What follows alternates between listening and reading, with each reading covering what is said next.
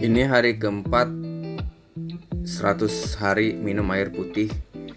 Yang jelas setiap pagi rutinitas saya nggak jauh dari ini. Minum 2 gelas air putih ya, nggak mahal, nggak ribet, gampang. 2 gelas air ini tapi bukan air biasa sih. Ini air dengan pH basa, antioksidan tinggi dan molekul yang lebih kecil dari air minum biasa. Khasiatnya bagaimana? Stay tune. Buat saya yang sering kerja lapangan tentunya, minum air seperti ini tuh bikin perbedaan besar, serius. Coba di sini siapa yang sanggup minum 2 gelas air putih setelah bangun tidur? Tapi pasti banyak juga yang bisa. Cuman gimana rasanya? Apa plong atau kayak ada nyangkut-nyangkutnya? Nah, silakan teman-teman komentar ya. Nanti kita saling sharing dan terus bersama saya tentunya kita menyiapkan sampai 100 hari ke depan. Bagaimana kita bisa menjadikan ini sebuah kebiasaan bersama-sama ya, temenin saya loh. Hari ini saya ada jadwal survei nih, proyek kusen. Biasa, ini memang sangat melelahkan apalagi di suasana panas terik seperti ini. Kebayang kan ya, suasana cukup panas, kemudian di lapangan misalkan, itu akan sangat menguras tenaga dan pikiran, apalagi kalau yang disurvei itu tempatnya harus naik ke proyek, kemudian pokoknya tidak nyaman. Tapi jangan lupa ada hal yang lebih penting, yaitu menghidrasi tubuh kita. Ini dalam kondisi panas seperti ini sangat penting, ini saya harus memikirkan jangan sampai tubuh kurang hidrasi.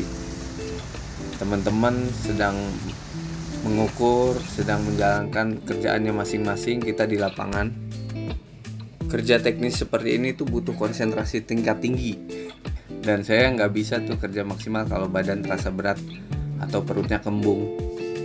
Pernah nggak sih kerja lapangan terus perut tiba-tiba begah?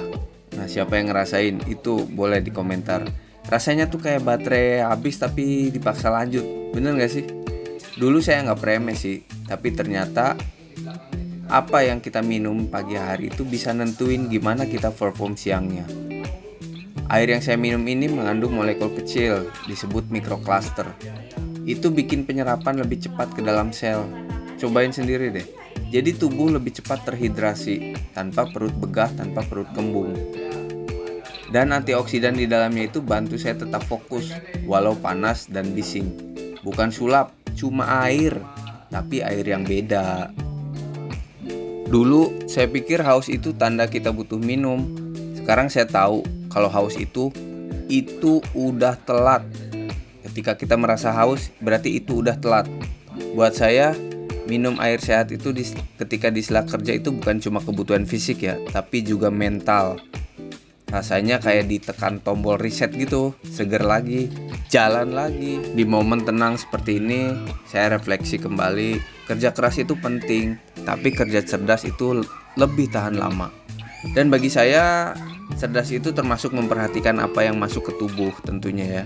Karena itu saya tetap setia minum air ini sampai sekarang. Bukan gaya-gayaan, tapi karena saya ngerasain manfaat nyatanya. Ini cerita saya hari ini, semoga bisa jadi inspirasi kecil buat kamu yang juga ingin jaga badan tetap fit di tengah kerja keras setiap hari tentunya ya. Saat tubuh kita terasa sehat, tidak ada masalah, saya pikir ngapain ribet-ribet, tubuh sehat. Tapi ternyata saya berpikir kembali lebih dalam bahwa ternyata pencegahan itu lebih mudah dan murah tentunya daripada perbaikan. Ya, seperti kusen yang saya sedang kerjakan ini, ternyata namanya perbaikan jauh lebih mahal. Oleh karenanya, cegah, jangan sampai terjadi kerusakan. Mari bersama saya menuju 100 hari minum air putih, 100 hari tantangan, dan 100 hari menuju sehat.